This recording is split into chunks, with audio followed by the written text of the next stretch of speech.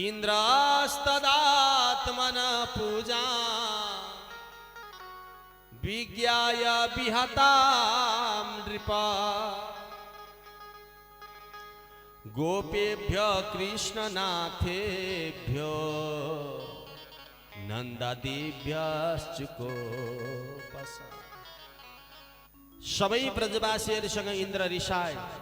यज्ञात भवति पर्जन्य यज्ञ गरिदिएको भए इन्द्र खुसी हुन्थे हैन, यज्ञ गरिदिएको भए देवता खुसी हुन्थे। आज यज्ञ गरेनन् ब्रजवासीहरूले, के गरे? सिधै गोवर्धनमा गएर भोग लगाए। देवताहरू रिसाए अनि देवताले रिसाएपछि इन्द्रले साम्वर्तक नाम गरेको मेघलाई बोलाएर भने, ए मेघ, आज यी ब्रजवासीहरूले आज हाम्रो अपमान गरेका छन्, जसले हाम्रो अपमान गर्छ त्यसको बदला कसरी लिनुपर्छ मलाई थाहा छ। जाऊ गएर वृन्दावनमा यस्तो वर्षा बर्साइदेऊ कि त्यो वर्षामा त्यो पानीमा डुबेर ब्रजवासीहरू मरुन्। इन्द्र बहुत रिसाए। त्यसपछि इन्द्रले साम्वर्तकलाई आदेश दिए। साम्वर्तक मेघ त अब के गर्नु, राजाले भनेपछि मान्नै पर्यो। वृन्दावनको आकाशमा गए। सारा आकाश भरि उनी फैलिएर बसे। मेघ, ती बादल, कालो कालो बादल हैन। त्यसपछि त बस आँधी बेरी चल्ला जस्तो, हावा हुन्डरी आउला जस्तो। अनि त्यसपछि लाग्छ कि आज नै सारा भयभरको चाहिँ जल आजै बर्सिन्छ कि जस्तो गडाङगडुङ गर्न थालिगयो। अब हेर्नुहोस् त, अब भयभरका सारा चाहिँ पानी जति अब त्यही खन्याउने जस्तो निर्णय गरे। सबैजना ब्रजवासीहरूले यसो हेरे, आज मौसम प्रतिकूल भएको छ। सबै देवताहरू रिसाए। आज सबै ब्रजवासीहरू दौडेर गए भगवान कृष्णलाई गएर भन्न लागे, कन्हैया कन्हैया, ए कन्हैया, हामीलाई बचाऊ कन्हैया। भगवानले भन्नुभयो, के भयो ब्रजवासी हो, हेर न ऊ आकाशमा हेर त, आजै प्रलय होला जस्तो अत्यन्त देवताका राजा इन्द्र रिसाए। तिमीले भनेर हामीले गोवर्धनको पूजा गर्यौं, इन्द्रको अपमान भए जस्तो भयो। इन्द्र रिसाएर हेर त ऊ आकाशमा कस्तो भएको छ। भगवानले भन्नुभयो, शान्त बन, तिमीहरू चिन्ता नगर। मैले भनेको थिएँ मेरो गोवर्धन भगवानले आपत्ति विपत्ति परेको बेलामा रक्षा गर्नुहुन्छ। तिमीहरूलाई विपत्ति परेको छ, चिन्ता नगर ब्रजवासी हो, ल हिँड, गोवर्धनले रक्षा गर्नुहुन्छ। भगवानले गोवर्धन भए ठाउँमा जानुभयो। र गएर भगवान श्रीकृष्णले गोवर्धनलाई नमन गर्नुभयो अनि आफ्नो हात यसो गोवर्धनको फेदमा राख्नु भएको। छत्राकमिव बालक, जसरी एउटा सानो बालकले च्याउ उखल्छ नि, च्याउ भने थाहा छ नि तपाईहरुलाई, च्याउ च्याउ हेर्दा ठुलो जस्तो देखिन्छ क्या हजुर, तर च्याउ उखल्नु पर्यो भने बल लाउनु पर्दैन। एउटा सानो बच्चाले पनि यसो छोएपछि च्याउ पिडिक्क भाचिन्छ, उखलिहाल्छ। जसरी एउटा च्याउलाई एउटा बालकले सजिलै उखाल्छ नि, भगवानले यसो हात बिछ्याउनु भएको। गोवर्धन त भगवानको हातमाथि पो आउनु, वाम हस्तेन लीलया, देब्रे हातमा। त्यसपछि भगवानले त्यो गोवर्धनलाई शिरभन्दा माथि लिएर जानुभयो। हेर्दा हेर्दै गोवर्धन यानी छत्राकार यानी छाताको आकारमा परिणत हुनुभयो। त्यसपछि भगवानले शिरभन्दा माथि लानुभयो। भगवानको बायाँ हातको देब्रे हातको कान्छी औँलाले भगवानले गोवर्धनलाई धारण गर्नुभयो। भगवानले गोवर्धन धारण गरेको हुनाले कृष्णको नाम भयो गिरिधारी। बोलिए गिरिधारी भगवानको। भगवानलाई त्यही भएर गिरिधर भनिन्छ, गिरिधारी भनिन्छ अथवा गोवर्धनधारी भनिन्छ क्या। भगवानका धेरै नाम छन्। त्यसपछि उता आकाशबाट पानी परिरहेको छ, पानी पर्न थाल्यो। पानी कस्तो पर्यो यहाँ भागवतमा वर्णन आउँछ। हात्तीको सुँड जत्रो मोटो हुन्छ त्यत्रै पानीको थोप्ला। तीको सुँड कत्रो मोटो हुन्छ, अब भन्नुहोस् त कति पानी पर्यो होला। 7 दिन 7 रात हात्तीको सुँड जत्रो मोटो पानीको माथिबाट वर्षा भइरहेको। अनि त्यो पानीलाई केले रोक्यो त भन्दा गोवर्धनले हैन। गोवर्धन छाता जस्तो बन्नु भएको छ। भयभरका ब्रजवासीहरू, सखीहरू, गोपीहरू, ग्वालाहरू, गाई बाछा आदि इत्यादि सबै ब्रजवासी त्यही छाता मुनि आएर बसेका छन्, त्यही गोवर्धनको मुनि। भगवानले धारण गरिरहनु भएको छ। भयभरको पानी सबै खनाइसके। अब उनले ती साम्वर्तक मेघले भगवानको पाले सुदर्शन चक्रलाई बोलाउनु पर्यो भने, हे सुदर्शन, तिमी पहाडको एक छेउमा बस और पानीलाई सोच्ने काम गर। अर्कोतिर अगस्त ऋषिलाई बोलाउनु, हे गुरुदेव, कुनै बेलामा हजुरले समुद्रलाई पिउँदा पनि हजुर तृप्ति हुनुभएको थिएन, आउनुहोस्, कति मन लाग्छ आज भरको पानी पिउनुहोस् भन्नुभयो। एकतिर अगस्त ऋषि बसेर पानी पिउन थाल्नुभयो, अर्कोतिर सुदर्शनले सोच्न थाल्नुभयो। एक थोपा पानी वृन्दावनमा चुइन पाएन। 7 दिन बित्यो हजुर। त्यसपछि साम्वर्तक मेघको पानी सकियो अनि मेघले गएर इन्द्रलाई गएर भन्न लागे, महाराज, हजुरको आदेश अनुसार मैले भयभरको पानी सबै खन्याइदिएँ वृन्दावनमा। भनेपछि बडा खुसी भयो। बल्ल तिमीले मैले भने मान्यो, ल स्याबास छ तिमीलाई, धन्यवाद छ। अब जानु पर्यो, ती ब्रजवासीहरूको बिजोग हेर्नु पर्यो। सबै पानीमा डुबेर मरेर पानीमा तैरिरा होला। ती ब्रजवासीहरूको मेरो अपमान गर्नेवालाको के हाल हुन्छ भन्ने कुरा आज ब्रजवासीले थाहा पाए। मेरो अपमान गर्दाखेरि कस्तो सजाय भोग्नुपर्छ आज यिनीहरूले बल्ल थाहा पाए। हेर्नु पर्यो यिनीहरूको बिजोग भनेर इन्द्र महाराज यसो स्वर्गबाट यसो तल वृन्दावनतिर हेरेका त इन्द्र त छक्क परे। किन? वृंदावन की कुंज गलिनी में उड़ती है बहु धूल, वृंदावन की कुंज गलिनी में उड़ती है बहु धूल। वृन्दावन को गली गली में धुलो पो उडिरहेछ। त्यत्रो पानी पारेको हेरेको 7 दिन 7 रात धुलो पो उडिरहेछ भाइ वृन्दावनमा। त ब्रजवासीहरू मरे होलान् भनेको त। लौ यो धुलो कसरी उड्यो त? पानी गयो त कहाँ भन्दा एकतिर सुदर्शन चक्र, एकतिर अगस्त ऋषि बसेर एकजनाले पानी पिउनु, एकजनाले पानी सोच्ने गरिरहनु भएको छ। अनि यसो अलि ध्यान दिएर हेरेको त भगवान श्रीकृष्ण त देब्रे हातमा हैन, देब्रे हातमा पनि त्यो पनि कान्छी औँलाले यो गिरिराजलाई यानी पर्वतलाई त धारण पो गरिरहनु भएको रहेछ। त्यो पनि 7 वर्षको एउटा बालक। भगवान त 7 वर्षको हुनुहुन्थ्यो त्यतिखेर। 7 वर्षको बालकले 7 दिन 7 रातसम्म गोवर्धन धारण गरेको इन्द्रले जब आफ्नो आँखाले देखे, इन्द्र लज्जित भए, इन्द्र त्रसित भए। इन्द्रले सोच्यो जुन कृष्णलाई मैले एउटा साधारण बालक सम्झेको थिएँ त्यो कृष्ण साधारण बालक होइन रहेछ, साक्षात पुराण पुरुषोत्तम होइबक्सदो रहेछ, पूर्ण ब्रह्म परमात्मा होइबक्सदो रहेछ। किनभने एउटा साधारण मनुष्यले गर्न सक्दैन यो काम जुन आज मेरो परमात्माले गरिरहनु भएको छ। यसको मतलब मैले मेरो भगवानको ठुलो अपमान गरेँ। मैले भगवानलाई भगवत तत्त्व चिन्न सकिनँ। म भगवानको मायामा मोहित पो भएँ। बडा लाज भयो इन्द्रलाई। म नै सर्वे सर्वा हुँ, म नै सबैभन्दा श्रेष्ठ हुँ जस्तो लाग्थ्यो मलाई, तर आज मेरो ठुलो भ्रम रहेछ भनेर इन्द्र बडा लज्जित भए। इन्द्रका सारा घमण्ड जुन एउटा मतलब एउटा गर्व थियो नि, त्यो सारा गर्व इन्द्रको टुट्यो। इन्द्रलाई लाज भयो, अब गर्ने के त? अब इन्द्रको पालो हत्त नपत्त स्वर्गमा गए। कामधेनु गौमातालाई गएर भन्न लागे, हे गौमाता, हेर्नुहोस् न आज मैले ठुलो अपराध गरेँ। किन र के भयो महाराज? के भयो होइन, आज इन्द्रलाई के अरे कृष्ण लगायत ब्रजवासीलाई मार्ने दुस्साहसका साथ मैले सारा पानी पनि जल बर्साइदिएँ, तर कृष्णको महत्त्वलाई मैले बुझ्न जानिनँ। अब म गएर भगवानसँग माफ मागौँ, कुन मुखले माफ मागौँ होइन? माफ नमागौँ त मैले ठुलो अपराध गरेको छु, लौ न के गर्ने? गौमाताले भन्नुभयो, अरे इन्द्र, तिमी जस्तो द्वेषी छैनन् कृष्ण। कृष्ण त दयालु छन्, कृष्ण त दीनवत्सल हुन्। आफ्नो शरणमा आएकोलाई हर कसैलाई यानी रक्षा गर्ने कृष्णको स्वभाव हो। जाऊ गएर भगवानसँग माफ माग। त्यही पनि इन्द्र एक्लैलाई जान किन मन लाग्थ्यो र किन सक्थ्यो, किन आँट हुन्थ्यो र गौमातालाई अघि अघि लगाएर आफू पछि पछि लागे। अनि भगवान कृष्ण भए ठाउँमा गए। कृष्णसँग आँखाभरि आँसु बनाउँदै लम्पसार परेर इन्द्र महाराजले भगवानको बडा सुन्दर स्तुति गर्नुभयो। भगवानसँग क्षमा याचना गर्दै भन्नुभयो, हे नाथ, मैले हजुरको महत्त्वतालाई मैले बुझ्न सकिनँ। हे प्रभु, मेरो धृष्टताप्रति मलाई क्षमा गर्दै बक्सियोस्। मैले हजुरप्रति ठुलो धृष्टता गरेँ भनेर बडा आर्तनाद गरेर भगवान श्रीकृष्णको इन्द्रले स्तुति गरे। विशुद्ध सत्वम तव धाम सन्तम तपोमयम धोस्तरजस्तमस्कम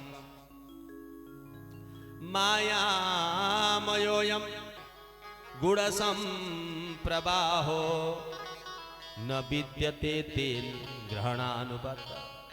हजुरको मायाको बन्धनमा, मायाको भुलभुलैयामा म यसरी परे नि प्रभु कि मैले हजुरको महत्त्वतालाई जान्न सकिनँ। प्रभु, मलाई ठुलो भुल भयो, मलाई क्षमा गरिदिनु बक्सियोस्।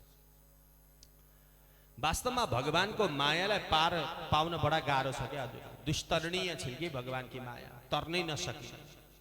इन्द्र जस्ता साक्षात देवताका राजा स्वयं त भगवानको मायालाई यानी जित्न सक्दैन। स्वयं ब्रह्माजी महाराजले त भगवानको माया बुझ्न सक्नुहुन्न भने तपाईँ हामी त एउटा साधारण मनुष्य, हामीलाई त्यो के थाहा होइन? हामी त त्यसै पनि मायाले थिचिएका प्राणीहरू। इन्द्र बडा लज्जित भई आर्तनाद गर्दै भगवानसँग प्रार्थना गरे, प्रभु मैले ठुलो गल्ती गरेँ। भगवान मुसुक्क हाँस्नुभयो र भन्नुभयो, अरे इन्द्र महाराज, क्षमा त त्यसलाई गर्नुपर्छ जसले गल्ती गरेको हुन्छ। गल्ती गर्नेलाई गर्ने हो क्या क्षमा भनेको? तिमीले गल्ती गरेकै छैनौ। तिमीले गरेको यो कर्मलाई मैले गल्ती भनेको छैन। किन? तिमीले त जे गर्यौ राम्रै गर्यौ इन्द्र।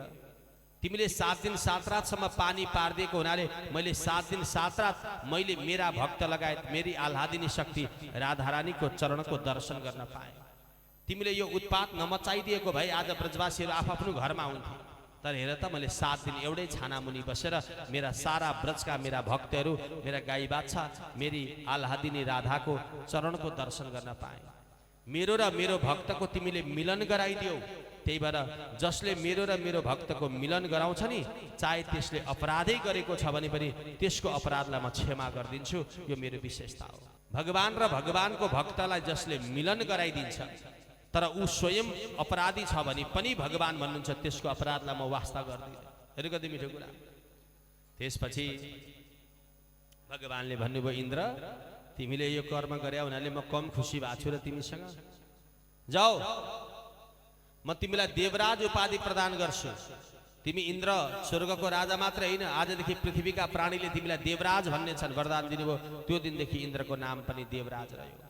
इन्द्र झन् लज्जित हुनुभयो होइन? मेरो कारणले आज ब्रजवासी लगायत भगवानले दुःख पाउनुभयो, उल्टै मलाई पो क्षमा गरिरहनु भएको छ। मलाई दण्ड दिनुपर्ने त कहाँ, उल्टै पो मलाई देवराज उपाधि दिइरहनु भएको छ, उपहार दिइरहनु भएको छ। हेर्नु कति दयालु भगवान। आफूलाई शत्रु मान्ने बालालाई समेत भगवान मुक्ति प्रदान गर्नुहुन्छ। आफूलाई मित्र जसले मान्छ त्यसलाई त भक्ति दिनुहुन्छ नै, र आफूलाई कसैले शत्रु मान्छ भने पनि भगवान त्यसलाई मुक्ति प्रदान गर्नुहुन्छ। यो भगवानको विशेषता हो। भगवानले देवराज उपाधि दिएपछि इन्द्र झन् लज्जित भए। अनि इन्द्रले के गरे? कामधेनु गाईको दुध दोए अनि त्यो दुधद्वारा इन्द्र महाराज आफैले आफ्नै हातले कृष्णको शिरबाट त्यो दुधले अभिषेक गरिदिए। इन्द्रले भगवान श्रीकृष्णलाई गाईको दुधद्वारा अभिषेक गरिदिएको हुनाले कृष्णको त्यो दिनदेखि अर्को नाम रह्यो, जसलाई हामी गोविन्द भनेर सम्बोधन गर्छौँ। बोले गोविन्द भगवानको। त्यही भएर भगवानको नाम गोविन्द पनि। त इन्द्र महाराजको अभिमानलाई नष्ट गरेर होइन, इन्द्रको अभिमानलाई दूर गराएर पनि क्षय गराएर गोवर्धनको महत्व बढाउनु भगवानको आज ठुलो लीला थियो। त्यो लीला भगवानले सम्पन्न गर्नुभयो। सारा ब्रजवासीहरूले पनि कृष्णको जय जयकार गरे। कृष्ण तिम्रो मुरलीले मोहनी लगायो रे, मेरो मन चुलबुल भयो, मेरो मन चुलबुल भयो, मनमा शान्ति छैन रे। कृष्ण तिम्रो मुरलीले मोहनी लगायो रे, कृष्ण तिम्रो मुरलीले मोहनी लगायो रे।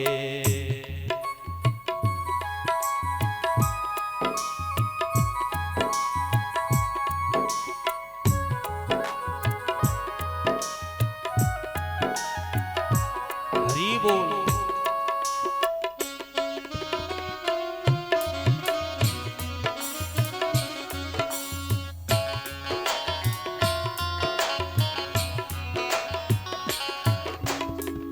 निन्द्रा मलाई लागेन कृष्ण, भोक मलाई छैन रे।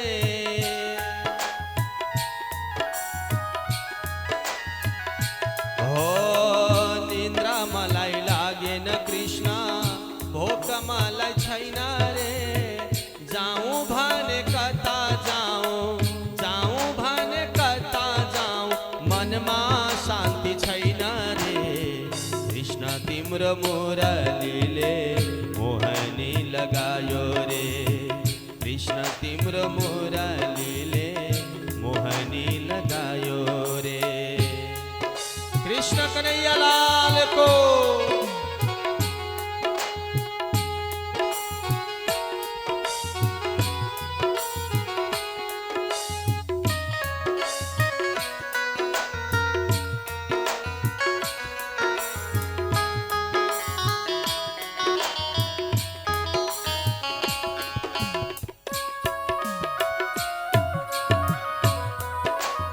बोल जय हो।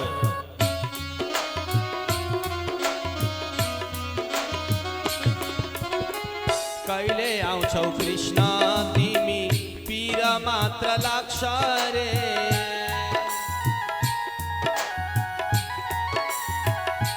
हो कहिले आउँछौ कृष्ण तिमी पीर मात्रै लाग्छ रे। तिम्रो बाटो कुर्दा कुर्दै तिम्रो बाटो कुर्दा कुर्दै दिना ढल्न लाग्यो रे। कृष्ण तिम्रो मुरलीले मोहनी लगायो रे। कृष्ण तिम्रो मुरलीले मोहनी लगायो रे। जय हो हरि बोल श्री राधे।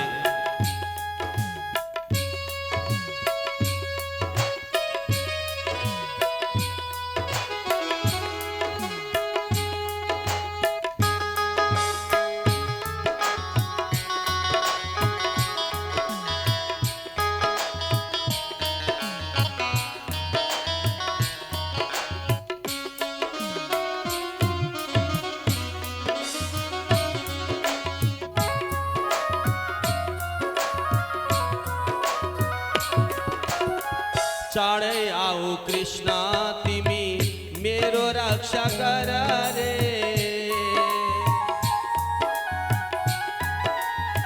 हो चाँडै आऊ कृष्ण तिमी मेरो रक्षा गर रे। तिम्रे माया मारे कृष्ण तिम्रे माया मारे कृष्ण मेरो मन रुन्छ रे। कृष्ण तिम्रो मुरलीले लगायो रे। कृष्ण तिम्रो मुरलीले मोहनी लगायो रे। मेरो मन चुलबुल भयो मेरो मन चुलबुल भयो मनमा शान्ति छैन रे। कृष्ण तिम्रो मुरलीले मोहनी लगायो रे। कृष्ण तिम्रो मुरलीले मोहनी लगायो। ओ कृष्ण तिम्रो मुरलीले